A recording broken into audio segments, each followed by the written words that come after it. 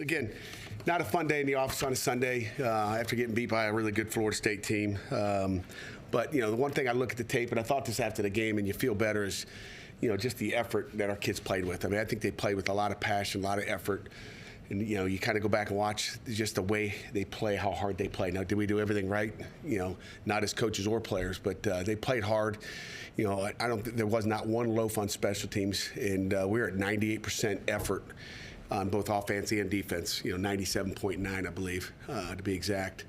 Not many loafs. I mean, the kids are playing their tails off. I think we had 32 guys with over 18-mile-an-hour GPS, so that tells you we had 28 the week before, and 28 was pretty good. So not that the speed will tell you what's going on in the game, but as always, there's things that we need to fix, and we're continually trying to fix them and plug in the holes. It's a team loss. It's everybody. It starts with me. As I tell you every week, you're probably sick of hearing it, but it does. I look at one of the critical errors I made late in the game, and I shouldn't say late in the game, but maybe end of third quarter, fourth quarter, just to give you an example of things that, you want to always save your timeouts in a close game, but it was a close game at the time, and you want to save those timeouts, and and it was stupid where I saved the timeout, and I could have called on the one touchdown they passed. They threw the tight end. They had last me kind of late, they knew what it was, and they didn't see our guys covering it properly because it was a trick play. We call it a fight song play, where the tight end is lined up as an offensive tackle. I don't know if you guys saw it or didn't even notice it. But they kind of knew it, and I was like, I didn't know why they wanted the timeout. But I'm like, we can't just use timeouts for defense to get lined up. But and it ends up being a touchdown. So regret. I should have called a timeout there. So, but there's those things, all over the place, coaching wise, and it really, gets you when it's a good football team. I think, offensively they did a great job, with some of their unbalanced stuffs and the motions and some of the things they did to get what they wanted. Our defense coach did a good job adjusting as the game went on. But it's just like you're one step behind someone that's doing something you've never seen them do before on tape. But as I told our guys, it's a game of inches. Okay, and we talked about last week, we got to win the inches, and it is a game of inches. And you just look, we watched special teams in here last night, and you watch, Biles got his hand on another punt, right? I mean, official gives you one of those, but he gets a little bit more of an inch on that ball. It's a block in the end zone, maybe 6 points, 7 points. They muff a punt. We're running down on a punt. We got great coverage. Gandy makes a big hit. Ball comes out, but the ball happens to just roll right out of bounds, right on the sideline. Can't the ball bounce into the middle of the field so we can get it? And then you look at the offense side of the ball. When we do fumble, we don't fumble out of bounds. We fumble inbounds so they can recover it twice. So there's just little things like that. And then the big run in the second half, and we gave up just 2 big plays in the second half. You look at defensively, played a pretty unbelievable first half, and then the second half was pretty good except for 2 plays. That one I should have called a timeout and banged a timeout, and one big run where we just lose a gap. And there's 77 plays where you try not to lose a gap, and we did a pretty solid job, versus the run, except for that one big run. But it cost you, and that's why it takes 11 guys, and someone hopefully would have been able to cover it, but we just didn't get it done. So with that, we're moving on to New York City and in the Yankee Stadium in Syracuse, which is always a close game. And Dino Babers, a good friend of mine that we always look forward to playing each other. Again, a good football team. They start off 4-0, and they've had a string of losses here, in the ACC, and it's not easy. So it'll be a battle, period. I mean, it'll be a battle. I think it'll be a heck of a game in New York City. So questions? Yeah, what's holding back the offense? What are some of the hard things? I don't know. I don't know what my juice went for EJ. EJ stole it.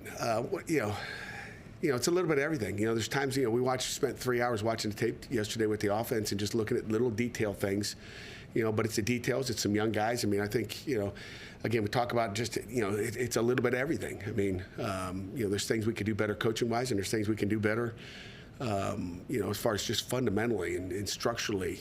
There's some third downs, like I'm looking at third down, I analyze the heck out of every third down, and sometimes they got a good call, sometimes, we don't execute, and we got to get the ball to the right guy at the right time, and again, just it's always something you can do better when you watch tape, and you look back and hindsight, man, I wish we'd have tried that. It's like, you don't get a second chance. How did you feel Christian dealt with pressure, especially on third downs? There were some times that there was a free rusher coming through. Other times, guys like Burst just won their matchups. How did you see him handle that as far as what you wanted to draw? I don't know what you want me to tell you, Chris. You wish he'd throw great under pressure, but it's something he's a young guy. He's gonna figure it out. He's got to read the progress. He's got to get through his progression and make the throw. But I would say third down was probably no different than first or second down. We just got to get the ball to the right guy and look to the right side, know where you're going. And I think it's just being young. Just having a chance to watch the game back and see all the penalties and everything. What do you think is the issue with some of the penalties, like the false starts on offense and just those self-imposed errors? Why do you think those are happening so late in the season? It's beyond me. I mean, we had three defensive penalties. The targeting at the end. We had two. Really all three were aggressive penalties on defense. The rest were on offense, and one on special team where we had number 5 on there got declined anyway. A late adjustment to putting a guy in the field, so I don't even count that one. But we have a delay game early, substitution error on the sideline where we're just trying to get it's a delay game, but getting the guy not hearing it and him getting out of the sideline late. So it's making sure those guys are right behind you when you call that personnel grouping they're in.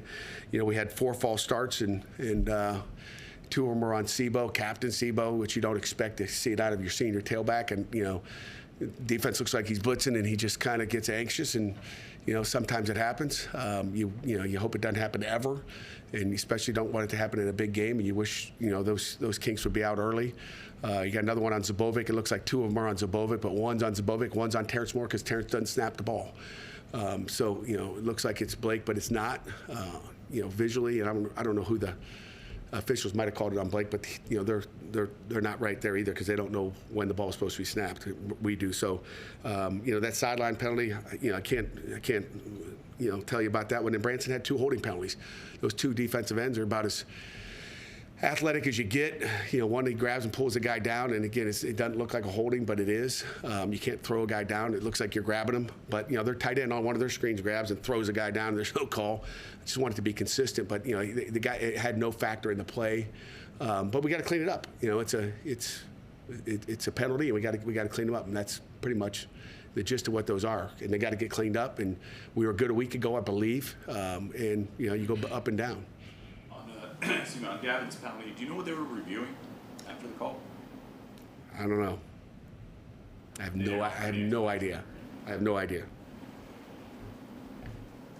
talk more about third down, just looking at the last couple of weeks, it's obviously been rough. Do you feel like as a staff you guys are putting your guys in the best situation possible on third down? You never do. That's why I say it's coaches and players. I mean, obviously, if we're not converting on third down, we're not putting them in position, And again, whether it's making us think too much and the quarterback's, got too many options, whatever it is, we got to do a better job as coaches, and then they got to do a better job executing. It's a team deal, and and again, it's coaches and players, just like everything is.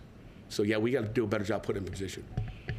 Rodney took the majority of the carries on Saturday. What did you like the way that? Rodney was running. I mean, it's just kind of one of those things. Like I said, we got 2 starting tailbacks. That's why they both get announced. And love Rodney, love Sebo, and it's kind of Rodney was hitting it hard, and not that Sebo wasn't. It was just we felt good with Sebo and we ran with it. Another big game for Bub. I mean, just really over the last 5 games, I think it's 4 touchdowns. Seems to be productive. Is he getting more consistent though, or do you feel like there's still plays that he's kind of leaving out there? No, I think Bub is being real consistent. I really do. He may start off a little bit inconsistent in the season, but he's been pretty detailed. He's catching the ball well. You wish you would have finished that last one. Who knows? Maybe he had another touchdown in that last drive. You can't score when you don't have the ball. But I think there's 3:50 to go in the game, and he's doing a great job catching the ball. He's doing a good job running routes, and I think we're real happy with Bub right now. Brandon played very well. Are there different situations or different opponents that he's better suited for? Yeah, maybe, Jerry. I mean, I think he's suited for everything. It's just like the last couple of weeks he started to come on, And Coach Manilak's done a good job, but just to continue to develop him and talk to him about what he needs to do.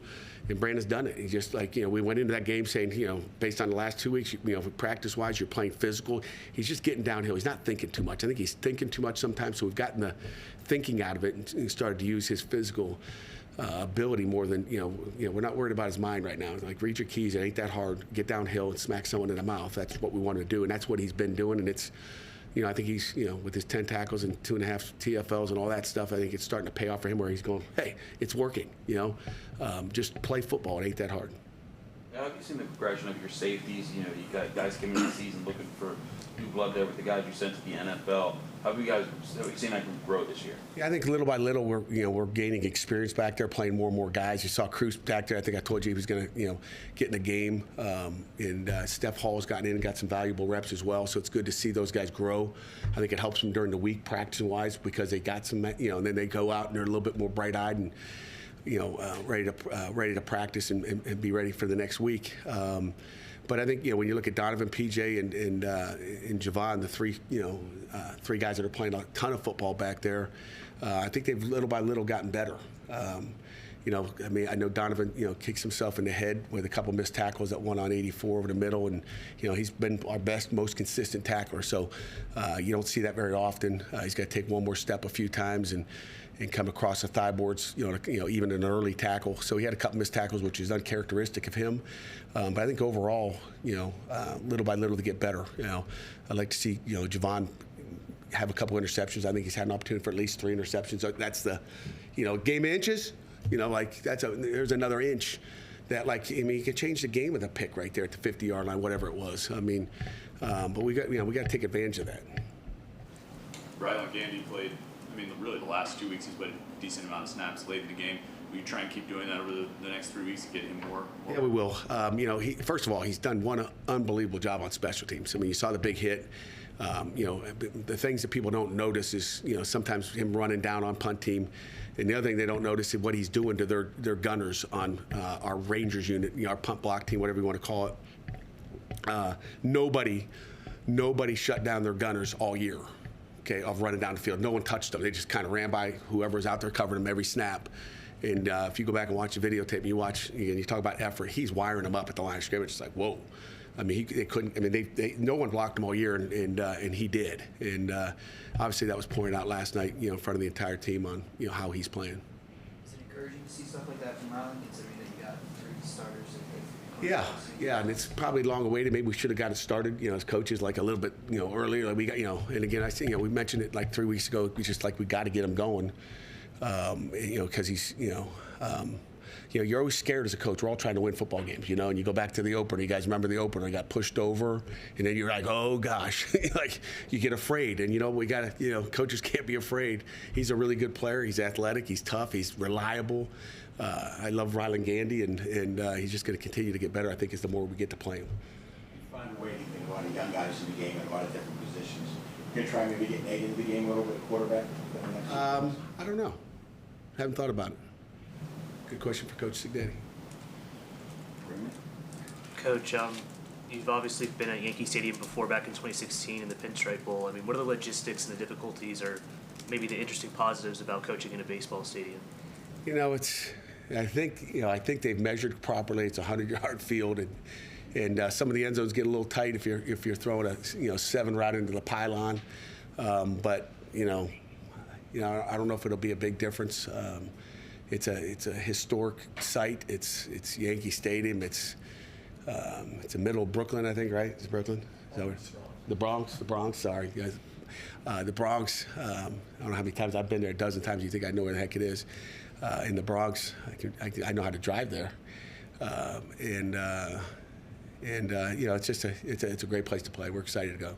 Does it change your guys' preparation process at all, being an in-season neutral site game? You never really have done that before since beginning. No, it really doesn't. It's their home game, so we'll wear the white jerseys, and there's nothing really changes there. Do you think just playing in an atmosphere like this gives the guys a little bit of extra juice? Do you think they appreciate the opportunity to play at Yankee Stadium? I think anybody from New York will appreciate it. I think baseball fans will appreciate it. I don't know if guys that don't watch baseball really appreciate it. I don't know. I know my mom loves the Yankees, so I'm kind of excited to go back for her. So. Are you a baseball fan? Not really. Okay. But I mean, kind of in a different environment, a different type of environment, though, just by the sake of being different, create a different kind of energy, a different kind of jump for the team. I hope they have energy because they get to play another Saturday. You know, if we need a new environment to play good, Chris, then we got problems. How about one or two more? You know, Chris? Pat, You just- stuttered around, Jerry. Oh, my bad. No, go ahead, Chris. You're up. He didn't have a real question, Eddie. He's, They did. But we kind of talked about this last week with practices, but what have you seen from guys coming in the film room, coming in talking, you know, you guys are 2-7, it's, you know, it's now a losing season because you guys can't get to the 500 mark. But what have you seen from your guys coming in, staying focused, and maybe some of the leaders trying to say, hey, we got to finish strong this year? you know, I hope they're doing that in the locker room, but like when you walk through these meeting rooms, if you walk down the back, I was in a defensive staff meeting, I walked out and I hear all this noise next door. The O-line's in there watching tape together, all of them. You know, the D-line's over here watching tape. I didn't hit every room. Some guys are studying down these other hallways, but, you know, they all have their times that they come in, whether it's before brunch or after brunch or in the afternoon, depending on classes that they get in and watch tape. So, you know, nothing will change there. Our guys are going to continue to compete and try to win a football game. Jerry, go ahead. You can conclude this session. I was just going to make if Connor and Peterman don't get hurt, you win the last time in Yankee Stadium, right? You know, I don't know. I don't have a magic, you know, crystal ball. I mean, I would hope so, but like I don't know. You know, I can't say that they won. So you would hope if Peterman played and James played, that would have been nice. That's a long time ago, Jerry. 8 years.